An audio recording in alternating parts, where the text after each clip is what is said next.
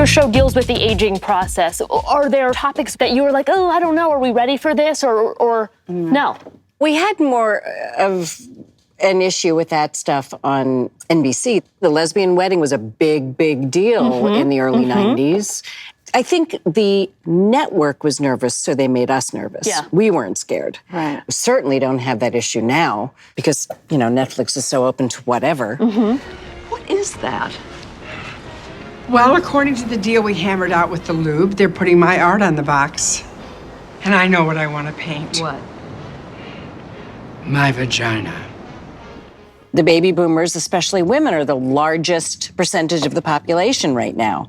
And there was nothing for them. And as I find myself heading over that 35. Yes. I wish.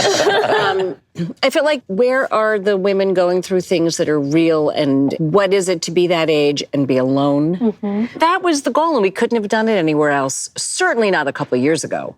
It's funny too because Golden Girls is one of the most successful sitcoms. One of and the people funniest. love it. One of the funniest. And that was it. Like nothing went away. after that. Nobody tried to do it again. No one tried to do it again. They were just like, that's it. I feel the same way about shows with working class people, Yeah. or people who have regular jobs. Like we don't see any of those shows. Rosé. Where are those shows? Yeah. We haven't done one. Like they just died away. They just died. It's like Yeah. everyone has a sweet job in New York. It's Right. like, all right. I know that they believe that the television is aspirational, but they actually put that more on comedy than on drama. I mean, you look at Breaking Bad, that's not aspirational. Hopefully not.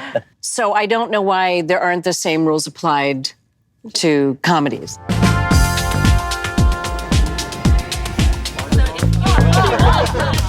In the 90s. What could you sort of get away with that you wouldn't be able to get away with now? And conversely, what can you do now that you definitely couldn't have done then? Our show was at its height during a very reactionary period of time.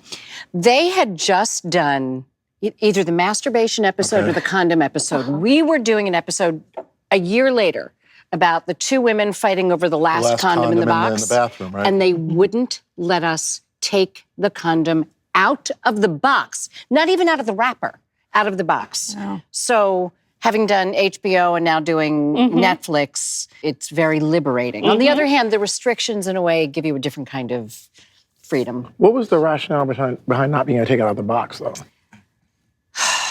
Don't start me on that one. It was just, suddenly standards and practices were up our butts. It was just a really reactionary time when we did the lesbian wedding episode. Everybody was up in arms and they put 104 operators on for fear of getting a million phone calls. And? They got 2. A month later, they got the letters. But nobody called. And the letters were all that sort of form from Reverend Wildman, was that his name? He's still around. The guy who's still around? What a putz. Yes.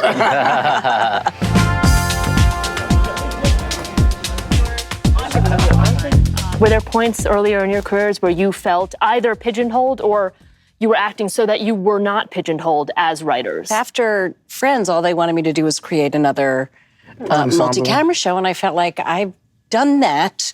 I can't compete with myself on this one.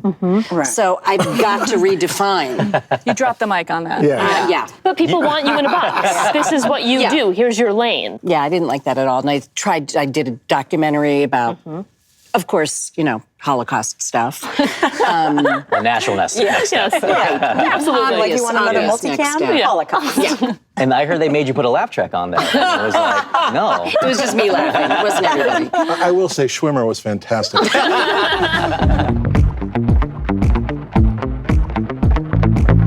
Hi, I'm Marta Kauffman. Thank you for watching, and be sure to subscribe to more videos from The Hollywood Reporter. We couldn't even, when we started the show, couldn't say nipple. No. We couldn't say nipple. We ended up saying nipular. Because they wouldn't let us say nipple. Like your nipulars are showing? Like that kind of thing?